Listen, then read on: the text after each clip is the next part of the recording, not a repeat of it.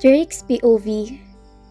Mabuti at niyaya ko ni senyorita na lumabas dahil kung nasa kwarto lang kami ay para siyang pusa na gustong niyayakap.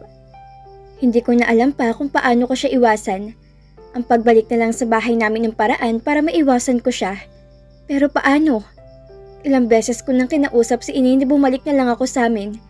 Pero ilang beses din ako na hindi pinayagan. Pumunta kami, kumuha ng mga mangga. Napatingin ako sa kanya sa baba na kumain na kahit hindi pa nahugasan ng mga to. Hindi naman pala maartang senyorita na to. Spoiled lang talaga. Dahil kapag may ginusto ay dapat nakukuha niya. Senyorita, tama na ba? Sigaw ko dahil marami na akong nakuha. Oo, tama na. Sigaw din ni Agatha kaya dahan-dahan na akong bumaba. Napangiti ako dahil inilagay niya lahat sa laylayan ng kanyang damit na nakataas ito. Kitang-kita na ang manipis at makinis siyang tiyan. Halika, paunin natin to sa batis. Sabi ni Agatha na lumakad na. Ilang sandali lang ay rinig ko na ang tubig, kaya binilisan ko na rin ang aking paglakad. Napawaw ako dahil ang ganda ng batis sila. Mukhang inalagaan ito dahil may mga bulaklak pa sa paligid na parang paraiso. Inilagay ni Agatha ang mga mangga sa bato at nanlaki ang aking mga mata na maghubad na ito. Senyorita, baka may tao. Sigaw ko na nilapitan siya. Okay lang, nakapanti naman ako. Sagot niya na lumusong nga sa tubig. Hindi ako naligo, binantayan ko siya kung may taong paparating. Kahit na wala siyang dede, pero maganda ang katawan niya. Uso pa man din ang mga batang nare-rape ngayon. Drake, halika na, ang lamig ng tubig. Sigaw na kumakaway sa akin. Gusto ko mang maligo pero kailangan ko siyang bantayan. Kumuha na lang ako ng mangga at kinain habang nagbabantay. Masarap at malutong ang mangga na pananim ng hasyenda. Ilang saglit ay umahon niya si Agatha at yumuko naman ako para hindi ko na ulit makita ang kanyang katawan. Kinuha ko ang kanyang damit at ako na mismo ang nagdamit sa kanya. Ang lamig. Sambit niya na nanginginig.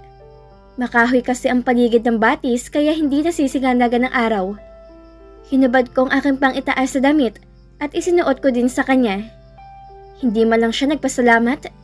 Tiningnan niya lang ako at nginitian. Inubos namin ang lahat ng mangga at umuwi na kami dahil hapon na. Nang okay na ang pakiramdam, ay kinuha ko ulit ang aking damit dahil giniginaw na rin ako sa lakas ng hangin. Pagdating namin sa bahay, ay sinalubong kami ni Gob. San kayo galing? Tanong niya na agad binuhat si senyorita. Kaya pala isip bata to dahil baby damulag siya ng kanyang ama. Naligo sa batis, daddy? Masayang sagot ni Agatha. Nag-excuse ako sa kanilang dalawa para maligo dahil amoy pawis na rin ako. Kumuha ko ng aking damit sa kwarto ni senyorita at pumunta ako sa aking dating kwarto para maligo. Baka maliligo din siya at nakakahiya naman kung hintayin niya ako. Ang hindi pa maganda ay baka makikisabay. Pagkatapos kong naligo ay dinala ko ulit ang maruming damit ko sa kwarto ni senyorita. Pagpasok ko ay mukhang naliligo din siya kaya inilagay ko na ang aking mga maruruming damit sa lalagyan ko ng maruruming damit. Nagulat pa ako dahil nagbukas ang pintuan ng banyo ni senyorita at lumabas siya na wala man lang damit. Nakita ko na lahat ng itinatago nila, kaya mabilis akong tumalikod. Bakit hindi ka sa banyo ko naligo? Tanong ni Agatha na nagbibihis na siguro dahil nakatalikod pa rin ako. Baka maligo po kayo? Isa pa po, dalagan na kayo. Hindi dapat kayo lumalabas sa walang damit, senyorita. Mahinang sambit ko. Bata pa ako. Isa pa, tayo lang naman ang nandito sa kwarto ko. Nakita mo naman na, bakit ko pa itatago? Napahinga na lang ako ng malalim sa kanyang sagot. Senyorita, lalabas na muna ako. Paalam ko at hindi ko na hinintay pa ang kanyang sagot. Pinili kong puntahan si Gob. Gusto ko makitira na lang sa mga nagtatrabaho sa asyenda dahil nakita ko na may sarili silang mga bahay malapit sa mga alagaan ng mga hayop. Nasa sala siya at para may kausap siya sa kanyang telepono. Hinintay ko matapos to at dahan-dahan na lumapit sa kanya. Gob? Mahinang sambit ko. Yes, Drake. May kailangan ka? Tanong niya na mas pinalapit ako. Huminga ako na malalim at nagsalita. Gob, pwede po ba akong makitira na lang po ako sa mga manggagawa dito sa hasyenda? Sa paaralan ko na lang po bantayan si senyorita. Safe naman po siya dito sa hasyenda. Sabi ko na nakatingin sa kanyang mga mata. Bakit ayaw mo dito sa hasyenda? Seryosong tanong niya at kinabahan ako. Gob, sa edad ko na to ay may pakiramdam na ako. Si senyorita po kasi parang okay lang sa kanya na nakikita kong kanyang katawan. So, may pagnanasa ka sa aking anak? Tanong ni Gob at dahan-dahan akong tumango. Narinig ko ang malalim na paghinga ni Gob at hinawakan niya ako sa balikat habang nakayuko ako. Sobrang lakas ang tibok ng aking puso dahil kinakabahan ako. Drake, paano kung dumating ang araw at may ibang lalaking gusto makasamang aking anak? Paano kung ang taong yun ay hindi tulad mo na mapagkakatiwalaan? I admit, medyo isip bata pang aking anak dahil binibaby ko siya hanggang ngayon. Paano kung may hindi siya magandang gagawin sa aking anak? Paano naman po, Gob, kung matukso ako? Biglang sabat ko at natahimik si Gob ng ilang segundo. Basta ba hindi mo pinilit ang aking anak, walang problema. Pero wag naman ngayon, hindi pa ako handa mag-aapo. Minor de edad pa kayo. Napahawak na lang ako sa aking batok dahil parang sinasabi ni Gob na gusto niya ako maging manugang. May sasabihin ka pa ba? Mahinahon na tanong niya. Gob, parang awa na niyo. Kahit sa pagtulog lang po sa gabi, doon po ako sa kwarto ko. Mas maganda na tawagin natin ang aking anak para pag-usapan natin to. Sabi ni Gob at tinawag niya ang kanyang isang kasambahay para tawagin si senyorita sa kanyang kwarto. Tahimik kaming pareho habang hinihintay ang kanyang anak. Ilang saglit lang dumating ito at agad nagpakandong kay Gob. Bakit niyo ako pinatawag, Daddy? Masayang tanong niya. Baby, ayaw ni Drake matulog sa gabi sa kwarto mo. Agad na sabi ni Gob at napatayo si senyorita. What, why? Napag-usapan na natin to, hindi ba, Daddy? Tanong ni Agatha na naiiyak na parang ako tuloy ang nasasaktan na makita siyang lumuluha. Bakit ang bilis ng luha niyang mahulog? Agad siyang inalo ni Gob at ibinalik sa kanyang kandungan. Senyorita, hindi po kasi ako sanay na may kasamang babae. Mahinang sambit ko. Kaya nga sa kwarto kita patutulogin para masanay ka. Sabi niya na halos hindi maintindihan niya kanyang sinasabi dahil mahagulhol na to. Senyorita, niyayakap mo po kasi ako. Kung bata pa ang tingin mo sa sarili mo, hindi na po sa akin. Ayoko magkasala po sa pamilya niyo. Hindi naman ako mabaho ah. Bakit ayaw mo kung yakapin kita? Sagot niya at ikinaubo ni Gob. Baby, dalaga ka na kasi. Hindi ba sinabi ko sa'yo na kapag nagkaroon ka na ng buwanang dalaw, ay pwede ka niyang mabuntis? Daddy, simula nang dumating si Drake sa bahay, lagi ko na siyang niyayakap. Bakit hindi naman po ako nabubuntis ngayon? Tanong ni Agatha at napakapot na ako sa aking batok. Sabagay, baka wala pa siyang alam sa bagay na yon dahil mag-high school pa lang kami at wala siya masyadong nakakasalamuhan ng mga bata. Kahit naglalaro nga kami ng basketball, naririnig ko mga ginagawa na mas nakatatanda sa amin sa kanilang mga girlfriend. Sino nga ba naman ang magsasabi kay senyorita ng mga ganyang bagay kung nasa kwarto lang siya? Pati si Gob atay hindi na alam ang sasabihin sa anak. Agatha's POV. Napaiyak ako ng todo dahil binigo ako ni Daddy. Dati-dati pag sinasabi na niya ay wala nang bawian. Pero bakit ngayon ipinag-uusapan na namin ang pagtulog ni Drake sa aking kwarto? Inalo ko ni Daddy pero mas lumakas ang aking hagulhol kaya pinatawag si Yaya. Bakit umiiyak ka, senyorita? Tanong niya na agad pinunasan ng aking pisngi. Si Daddy kasi, pumayag na siya na sa kwarto ko matutulog si Drake. Bakit ngayon parang babawiin na?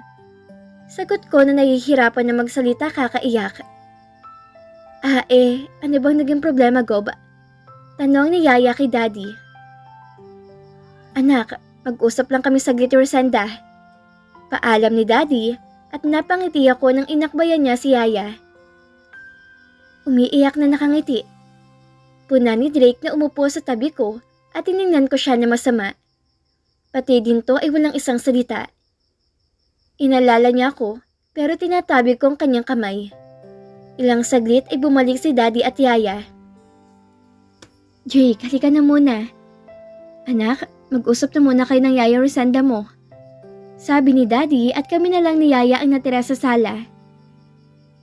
Senyorita, ganito kasi yon kung bakit ayaw ni Drake na matulog sa kwarto mo kasama mo. Paano ko ba to impisahan, Diyos ko? Sambit pa ni Yaya. Bakit ayaw ni Drake, Yaya? Pumayag niya sila ni Daddy tapos ngayon babawiin nila? Wala sila mga balls. Sambit ko at ewan ko ba kung bakit naka-sign of the cross si Yaya. Ganito kasi yun, senyorita. Ang aking anak ay nagbibinata na. Maganda ka at baka matukso siya sa'yo, lalo na't magkatabi pa kayo matulog. Mahilig ka pa man ding yumakap, kaya ayaw ni Drake na sa kwarto mo matulog. Yakap lang naman, Yaya. Ayaw niyo yan? Hindi kayo nadidiri kay Drake? Anong ibig niyong sabihin sa matutokso, Yaya? Sa edad niyo ay pwede na kayo makabuo ng bata, kahit bata pa. What? Yaya? Hindi naman po kami magtatalik ni Drake eh. Bakit ang green-minded niyo? Oh my God! Bulalas ko at napangiwi si Yaya. Anak, lalaki kasi yung anak ko. Paano ko makalimot siya at makagalaw ka niya? That will not happen, Yaya. Hindi ba kapag bubuo ka ng baby, dapat mahal yung isa't isa? Like my mom and dad, and you and your boyfriend, kaya nabuo kami. Ang bata ko pa para magmahal, Yaya. Ano naman kayo? Inis sa sambit ko. Sandali at tawagin ko si Gob. Itong si Gob naman kasi green-minded. Bulalas ni Yaya at mabilis at tumayo. Ilang saglit ipaparating na sila at nag-uusap pa rin sila habang naglalakad. Daddy, patutulog si Drake sa kwarto ko. Huwag kayong mag-alala dahil hindi kami magme-make love. Oh my God, Dad! Wala pa nga akong daddy, iniisip na niyo yan? Ew! Sabi ko at nakatulala lang si Daddy. Inis akong iniwanan sila at pumasok sa aking kwarto. Hindi ko lubos maisip na yun na palang iniisip nila. Ang pangarap ko maging boyfriend ay isang prince o di kaya'y mahilig sa kabayo, not Drake. At oh my God! Ang bata ko pa para magka-boyfriend, tapos make love nang iniisip nilang gagawin ko? Para tuloy gusto kong subukan kung paano matukso si Drake. Napangiti ako at nagtatalon sa aking kama. Hindi na ako maboring sa bahay dahil may goal na ako. Hindi ko sila pinansin hanggang umabot ng gabi. Pinaramdam ko na nagtatampo ako sa kanila. Kahit sa dinner hindi ako nakisabay kay Daddy. Ang pagkain na dinala nila ay hindi ko kinain dahil kumukulo ng aking tiyan sa daming mangga na aking kinain kanina. Humiga na lang ako sa aking kama at napatingin ako sa pintuan na magbukas. Si Drake na dahan-dahan na pumasok. Senyorita, bakit hindi kayo kumain? Tanong ni Drake. Hindi ako sumagot at sinamangutan ko siya. Sabay tumalikod na, sapo ang aking tiyan. Papatayin ko na ba yung ilaw? Tanong niya ulit. Hindi ko na kaya ang sakit ng aking tiyan, kaya bumangon ako. I need medicine. Pakikuha ko ng gamot sa sakit sa tiyan. Sabi ko at agad siyang tumakbo papalabas. Drake! Sigaw ko pa, pero mabilis siyang nakaalis sa kwarto ko. Pagbalik niya kasama na siya ni Daddy na nag-aalala. Anak, I'm so sorry. Sabi ni Daddy na naiiyak, kaya natunaw ang puso ko at niyakap ko siya. Kayo naman kasi, wala kayong isang salita. Ang bata-bata ko pa kung ano-ano nang iniisip nyo. Naiiyak na sambit ko. Sorry baby, masakit daw yung tiyan mo. Oo Daddy, nasobrahan ko ata kaninang kumain ng mangga. Agad na pumunta sa medicine box ko si Daddy at nakita ko na kumuha siya ng gamot para sa sakit ng tiyan. Bukod kasi sa may asthma ko, ay sensitive din ako sa aking tiyan. Agad niya akong pinainom at hinalikan ng aking noo. Jake, after 1 hour ay pwede na siyang kumain. Pwedeng pakiinit mamaya na kanyang pagkain? Sige po, Gob. Sagot naman ni Drake na umupo sa kama. Ibinalik na ni Daddy ang medicine box at humingi din sa akin ng tawad si Drake. Wala yun. Basta wag mo nang gagawin ulit yun. Dahil ang pinakaayoko sa lahat ay ang tao na hindi marunong sumunod sa pinag-usapan. Aray! Sambit ko at napahawak sa akin tiyan. Baby, aalis ako pero babalik din ako agad. Paalam ni Daddy kaya pala nakabihi siya. Saan ka pupunta, Daddy? Gabi na. Kaarawan kasi ng mayor ng bayan sang kaginhawaan. Magpapakita lang ako at aalis din ako agad. Sige po, Dad. Good night po. Pagkatapos akong halikan ni Daddy, ay kinausap niya saglit si Drake. Mabilis naman na umepekto ang gamot na aking ininom, kaya medyo nawawala ng sakit ng aking tiyan. Pero nagkunwari pa rin akong sobrang sakit, kaya nataranta si Drake na lumapit sa akin. Drake, pakihilot ng aking tiyan. Ang sakit! Sabi ko na ipinikit ang aking mga mata. Senyorita, sabi ni Gob, kapag hindi tumalab ang gamot after 30 minutes, ay dalhin ka na namin sa hospital. Mas masakit kanina. Wala pa namang 20 minutes kaya hilutin mo muna yung tiyan ko. Utos ko nang humigat itinaas ang aking damit. Napatingin siya sa aking tiyan at sa mukha ko. Para nag-aalangan si Drake na hilutin ang aking tiyan. Kaya nagkunwari ako nagtatampo at tumalikod. Higa ka na mabuti, senyorita.